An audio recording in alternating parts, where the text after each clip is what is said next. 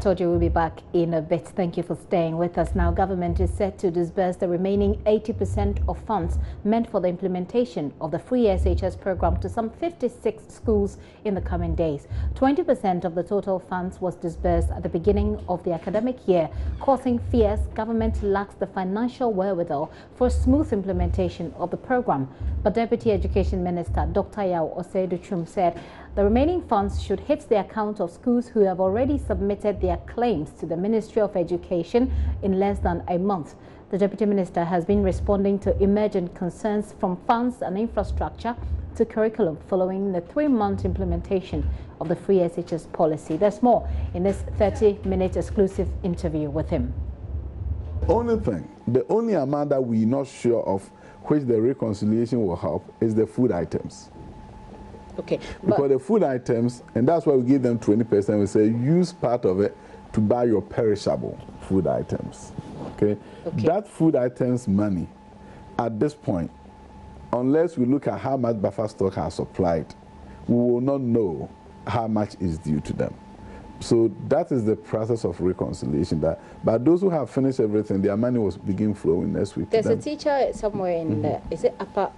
It must be Upper West that we did. One of my colleagues, Rafiq Salam, did a story on. She said there's a civil war in her head. That she has some money in her account, but she's at a loss as to how to use the money because. You said perishables, but she's not sure what you mean by perishables. Like, she doesn't know, she's afraid to touch the money because she's afraid of victimization.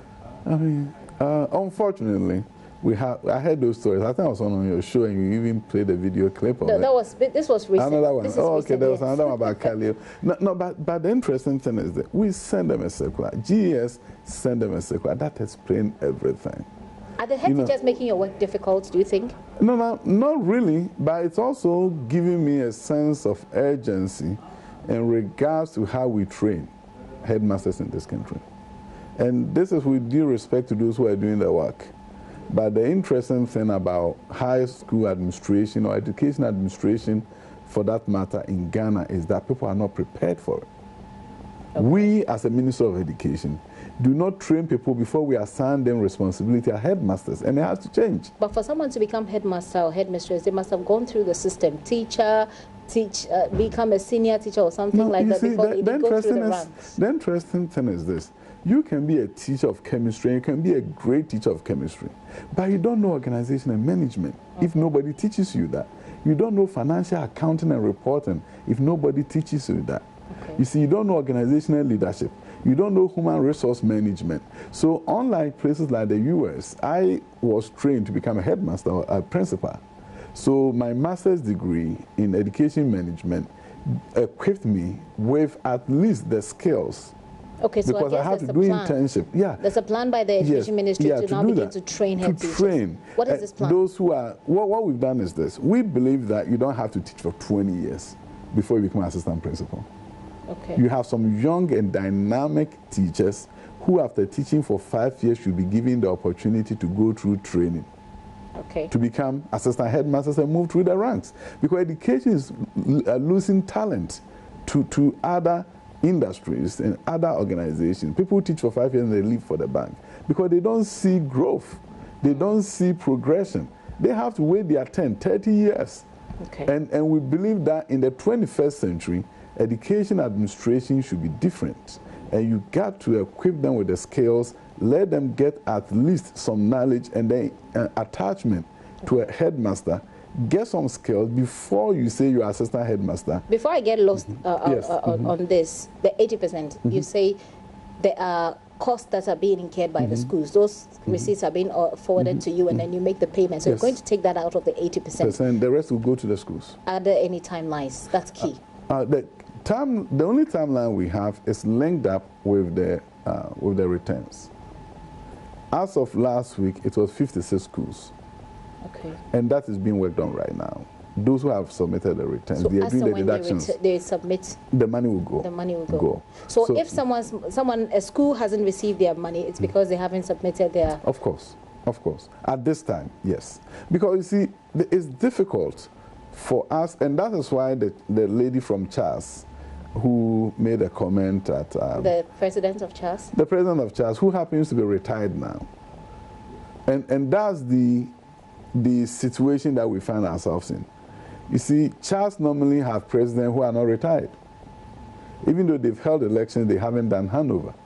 Okay. So we have somebody who is the president who is speaking for CHAS, and she's retired. She no longer works for us. For example, I can't call her now and say, come to the ministry and even point to me where the challenges are and what we can do. Because she doesn't work for us anymore. But it doesn't matter. If she's retired, she still has the knowledge. She's still being it's not about the knowledge. But you see, the difference is this. She's the person in charge, I mean, at the moment. So you have to, you still have to work with her. Yeah, no, it's not that. You see, if you are an employee, it's different. I can call you and say, leave the work, come here, let's talk, right? It's my work that you're doing for me. I can say, let your assistant headmaster look over the school and come. If the person retires, she chooses to come or not to come. No, but then she also recognizes that, okay, let's deal with the specific. So all that we are saying is this. No, of course, we've, various phone calls have gone from GS and her phone is off. But you can send someone to her home, maybe. Oh, come on. The issue is this. When she was the president, we worked with her closely. That is why I tell people when they ask me, why did the woman do that? I said, no, she's not somebody who means ill for us, or she's not a bad person. She's just not being informed at this time because she's out of the loop. She's no longer a headmistress. So put her in the loop? The way CHAS will put themselves in the loop is when they go back to what they've been doing. You see, CHAS was coming here. Whenever something like this happens, or if they have legitimate complaints, the leadership will come and say, hey, we have a problem in Winneba, we have a problem here. But now they're not coming. They are not coming. And that's why I'm saying that GS have been trying and her phone is off, and she is not a headmistress for us now. So all that we are saying is very simple. We are here to solve problems. CHAS leadership, if they are listening, can come to the Ministry of Education right now, because what do we have to lose if people are helping you solve your problems? So they should come to the ministry right now. And I mean, GS is trying to reach the leadership. All that we are saying is that if they have specific instances where there are issues, they should show up at the ministry. We talk. Okay, so CHAS executive, if you're listening or watching this interview, the deputy minister says they've been trying to reach you and your phones are off. They're finding it difficult to reach you, so try and make it up. Anytime. Come and meet them so we can solve this problem. All that we are saying is this. Regional directors are doing a fantastic job. If you look at Ashanti region, the regional director there, she's on top of things. Anything that's going on, she keeps us in the loop. If there's a challenge at the school, there was, I think, Joy probably did some news on Pakoso, senior high school. Yeah. The next day, furniture was on the way, and we called the headmaster and said, what about those who are swinging their toilets into the bush? Why didn't you? I mean, the issue is this. These problems have been there. The only thing is that now the media, and I commend you guys for it, you have focus on education like you've never done before. That's because and as a result, more people, because free is good. Everybody wants to go to school. So I commend the media. Right. So but everywhere the media begin to shine light, right? You're going to find issues to deal with, and we love it. But the issues have been compounded because there are more people coming into school. It's true. But and that is why people like the opposition, for example, will feel vindicated because they'll say that, are we ready for this? We are not ready for this. That's what they will say because of the issues we're having brought in a lot more people. When Kwame Nkrumah started free education in Ghana, we were not ready. Schools were under trees. But the determination to succeed is what enabled the country to solve the problems and begin to build schools. How are we funding free SHS? What exactly? The president has said it, that revenue from mineral resources is fully dedicated. It's so ambiguous. No, I mean, he's the president. It's so ambiguous. We're not clear in our minds. He's the president. I take orders. The people when the money comes, we use it. To be citizens and not spectators. Yeah, so the citizens are saying that we don't want to be spectators and assume that there is some mineral resources. Tell us exactly where the money is Let me tell you. Nanado is very open, and one of these days you can schedule a meeting to go interview him and ask him the question. I'm not sure his handlers will allow that. You never know. We'll try. You never know. But all that I'm saying is this. The good news is that budgetary allocations have been made. Now we're talking, when you talk about budgets, then I'm going to go to the voluntary education fund. I love it. Now you're asking people to support Ghana's education. I love it. People have said that is hypocrisy on the part of the ministry and of government. We are not asking people. People are asking us, how can we support? Well, you can always say that, but because you can't, we don't have the evidence that people came asking. No, let me tell you, I can give you telephone numbers of people that is Abawa Radio, UK. She called me because people were on her show demanding that they want to support. Yes. Call Abawa Radio in UK. So people... She called me because Ghanaians abroad are itching to support. Because we know why? They were paying school fees. When I was in the US, every year I would pay school fees of not less than 10 people. Not less than 10 people. Ghanaians abroad are supporting this country in ways that those who are here may not even imagine.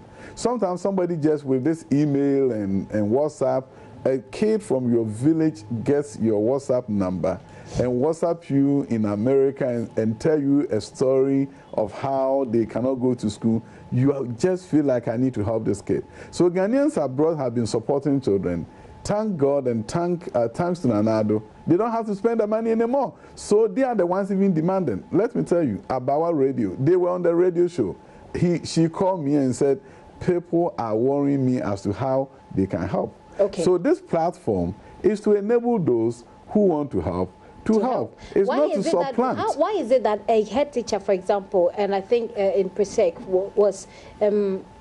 was transferred because she was doing something that's almost equal as what government is now doing, what you are now setting up as a whole government machinery, voluntary education fund. He said some of the parents were voluntarily paying money for them to solve some of the problems in the school. He did that. That's why people are saying this is an act of hypocrisy. No, it's levying. You see, there's a difference between voluntary. Any parent can walk in and say, here, a chair, 20 chairs, 10 chairs. We are not against it. Did you ever hear that when McDan sent some furniture, did we go there and tell him he can't provide the furniture? No. Anybody can voluntarily come and say, here, furniture, right? The PTA on their own, the leadership of the PTA, on their own can gather resources and support any school. What we are talking about is levy. He did not. What has happened? No, he was levying. He was levying. All that we are saying is, the moment you say every student, every parent should pay this amount, that is what we are saying should stop. Let me tell you the history of free education. Okay, so let me just come in with this. I heard the man explain himself. He said that he called the parents and explained to them, look, we have this problem, we have that problem, we have that problem. And they said, now how do we solve this problem? Okay, well, you may have to support. Then don't collect the money. Let the parents themselves collect the money and buy the thing for you. You see, Gifty, what we are saying is very simple. People probably don't understand this. Parents came to you. They are adults, right? They are there as a group. Why can't one of them volunteer to gather the money and then buy the chairs for you? Because one of them, then the headmaster stays away from it. No, the headmaster stays away from it. Because you see, the reason why we are talking about this is the history of education in Ghana. The poor have suffered for too long.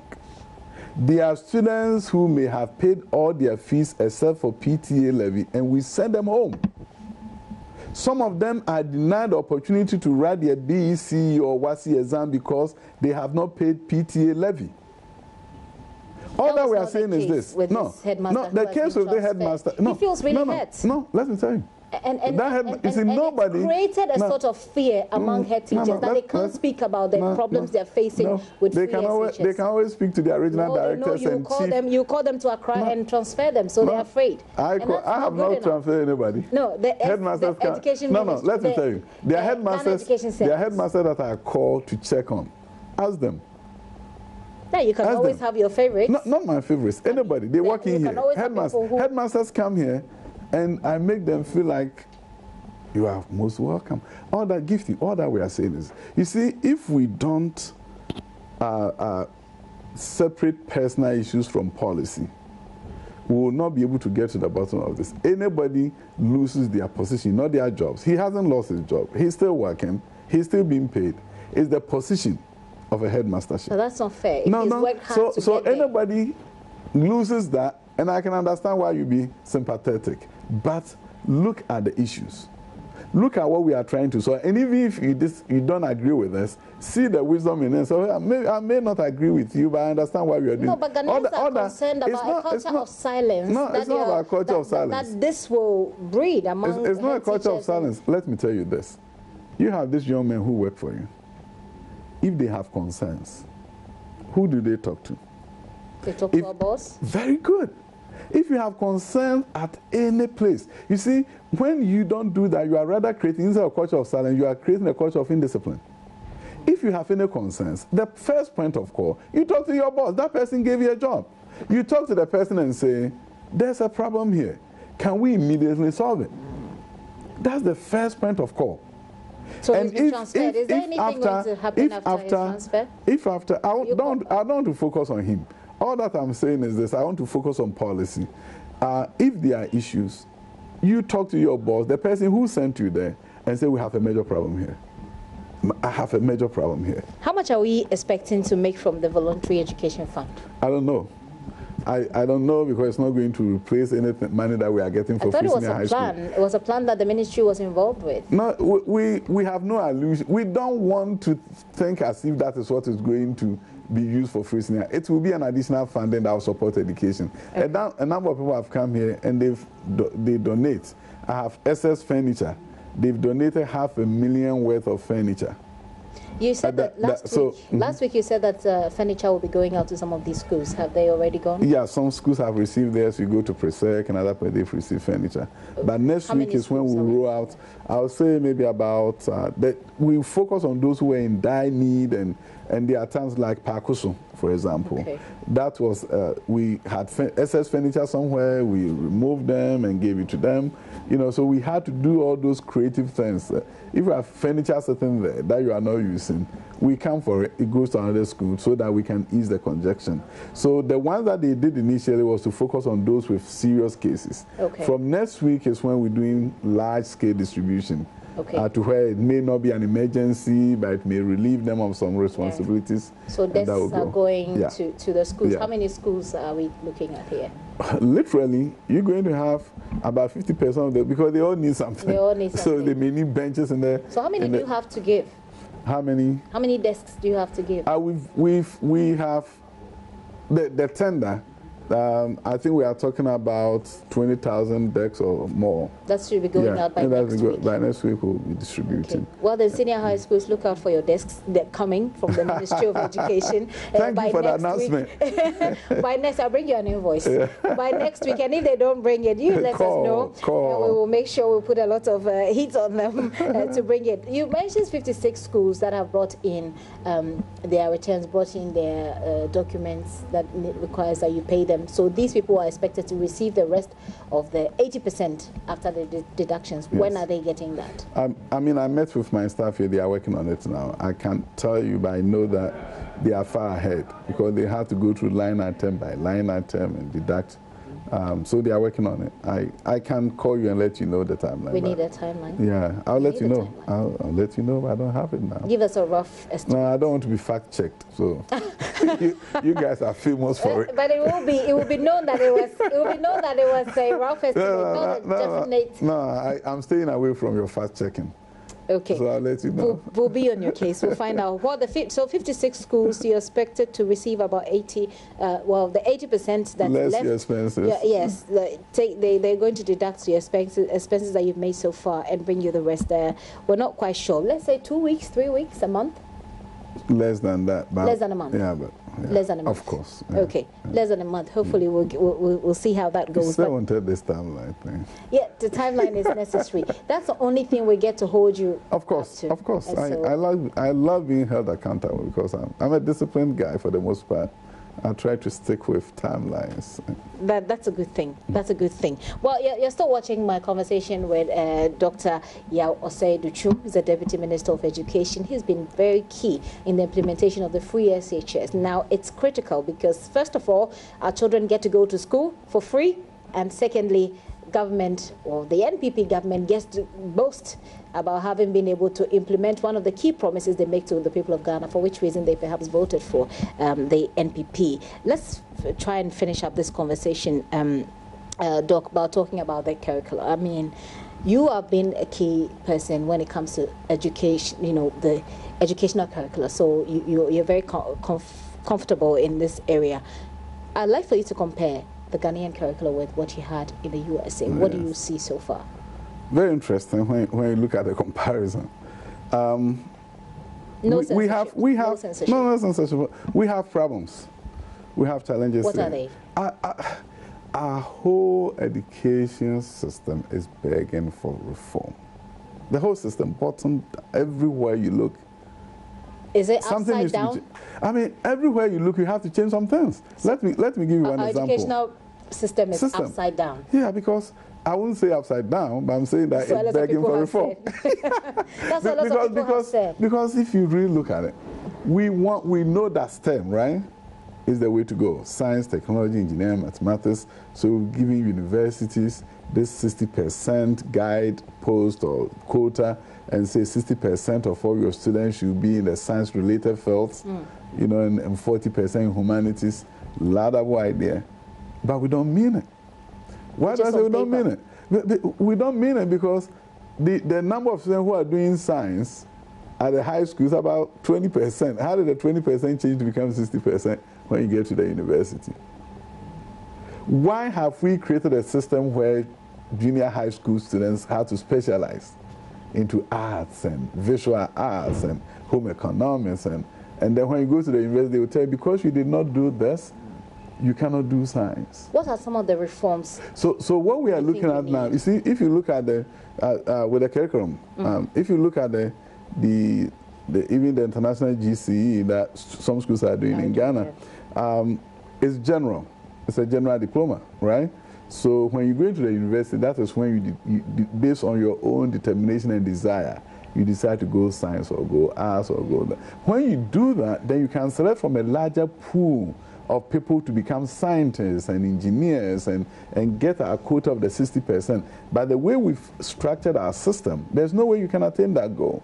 I've had Ghanaians who did classical history in Legon, first year, second year. They went to the US and now they are cardiologists, top surgeons. I see. So we have created a system where we restrict people from being creative and finding their way in the university and start from the high school. So you have to really begin to look at that and then work your way backwards and say, what kind of curriculum do we create that will enable us to get to where we want to be? List them in five in terms of challenges? Like what we need to do, the reforms that you talk about. We've run out of time. There's a need for us to have a longer school day.